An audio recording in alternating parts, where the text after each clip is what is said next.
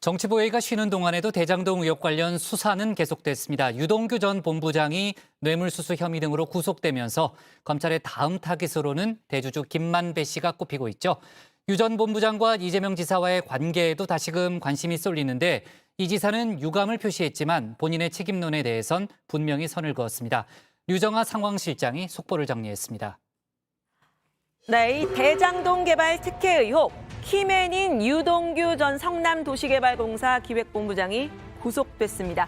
개천절 연휴 동안 있었던 수사 상황 아주 복잡하죠. 오늘 상황실에서는요, 숫자를 키워드로 살펴보도록 하겠습니다. 일단 검찰은 8억에 주목을 했는데요.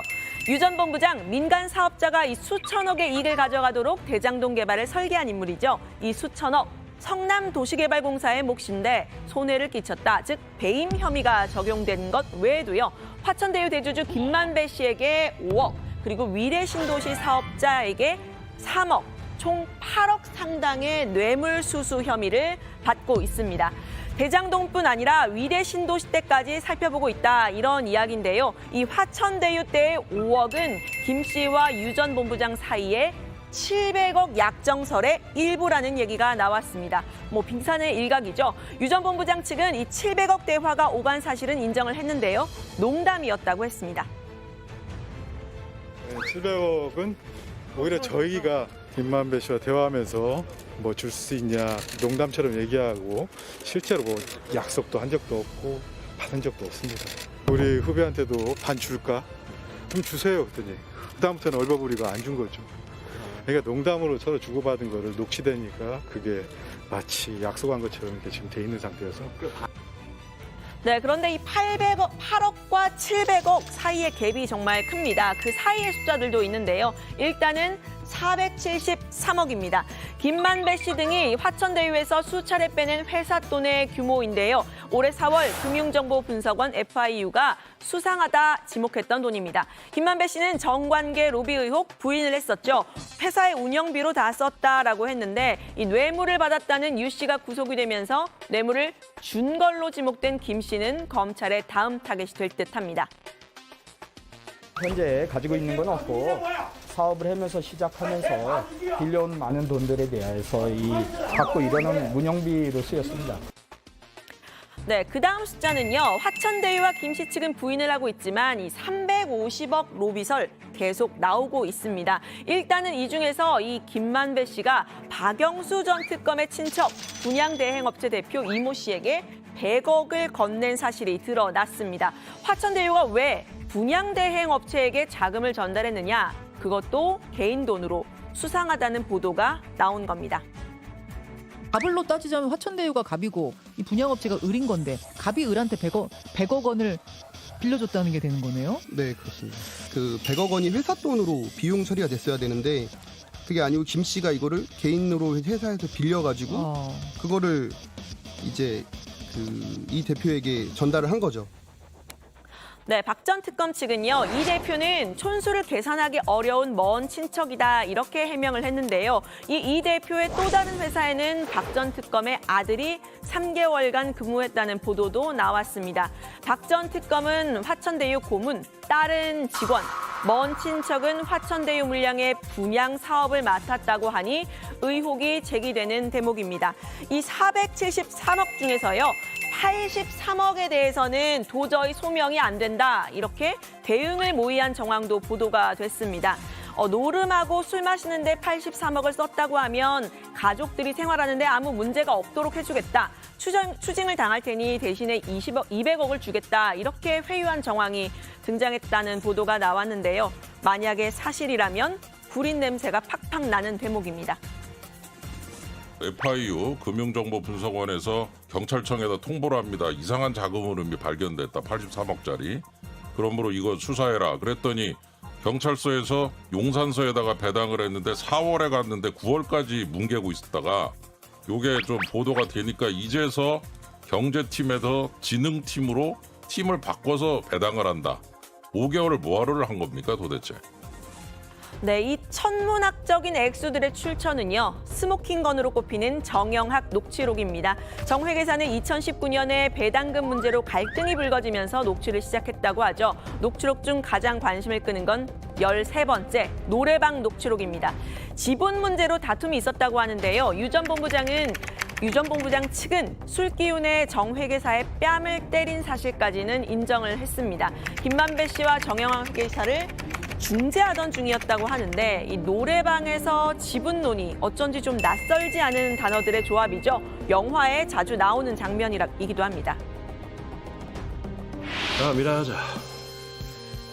가게 아들 반반씩 배치하는 걸로 하고 나가는 우리 아들한테 퇴직금이니 뭐 이런 명목으로 조금씩 챙겨주는 걸로.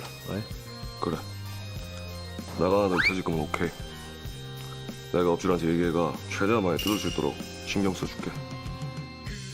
네, 유동규 전 본부장이 구속이 되면서 이재명 지사와의 관계에도 관심이 쏠리고 있죠. 이 지사는 유 전 본부장이 측근이 아니라고 했지만 구속 사실이 알려지자 처음으로 유감 표명을 했습니다. 매우 안타깝다고도 했는데요. 이 아래 직원에 대한 도의적 책임을 인정을 한 건데 살피고 또 살폈지만 부족했다고 했습니다. 제도의 한계와 국민의힘의 방해 때문에 개발 이익을 완전히 환수하지 못해서 국민 여러분께 상심을 드린 점에 대해서는 정치인의 한 사람으로서 깊은 유감의 뜻을 표하는 바입니다. 네, 그런데 다시 들어보면요. 국민의힘의 방해로 개발 이익을 완전히 환수하지 못했다. 이런 기존 입장을 재확인한 겁니다. 특히 유 전 본부장의 비리 의혹은 본인의 퇴임 이후라면서 책임론에 대해서도 명확히 선을 긋는 모습이었습니다. 그러면서 이렇게 말을 했는데요. 노벨이 화약 발명 설계를 했다고 해서 알카에다의 9.11 테러를 설계한 것이 될 수는 없습니다.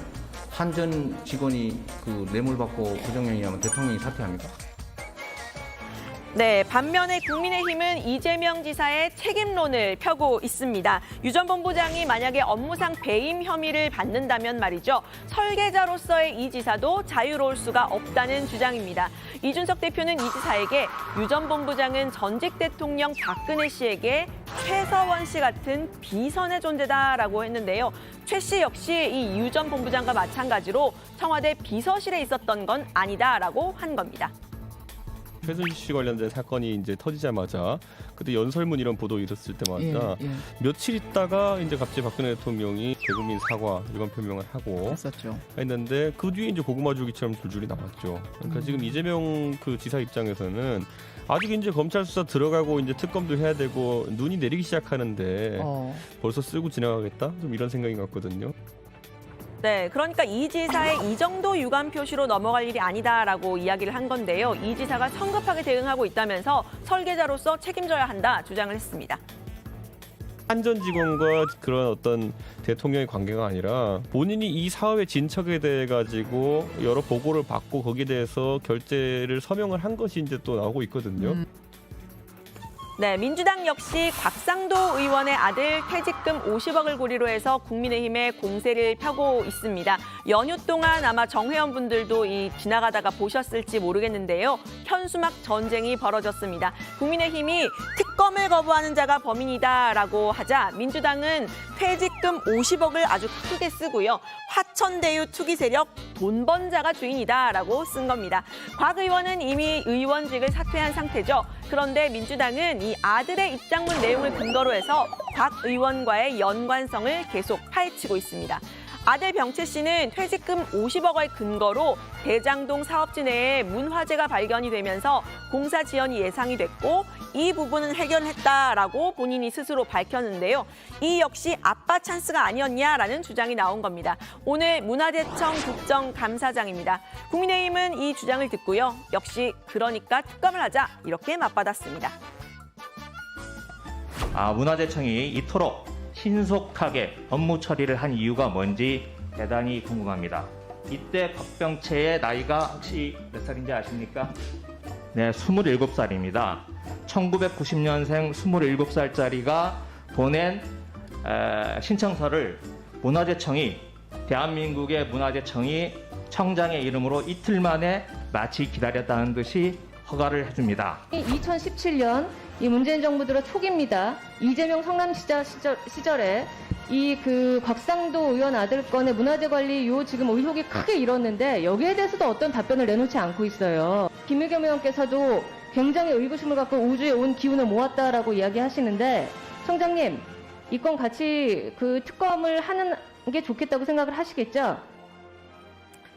네, 그러니까 대장동 의혹과 관련해서 이 여야가 첨예하게 대립하고 있는 모습입니다. 민주당은 대장동 의혹으로 실제 이익을 가져간 사람들이 국민의힘과 가까운 인사들이다 주장을 하고 있고요. 국민의힘에서는 문제의 사업 설계 이재명 지사가 직접 혹은 이 지사의 측근이 한 일이다 공세를 펴고 있는 상황입니다. 일단 검찰이 유 전 본부장을 구속을 하면서 화천대유 대주주 김만배 씨도 소환이 임박했다는 얘기가 나옵니다. 오늘 발제는 이렇게 정리합니다. 이재명, 유동규 구속엔 유감, 책임론에는 선그어, 이준석, 유동규는 이재명의 최서원.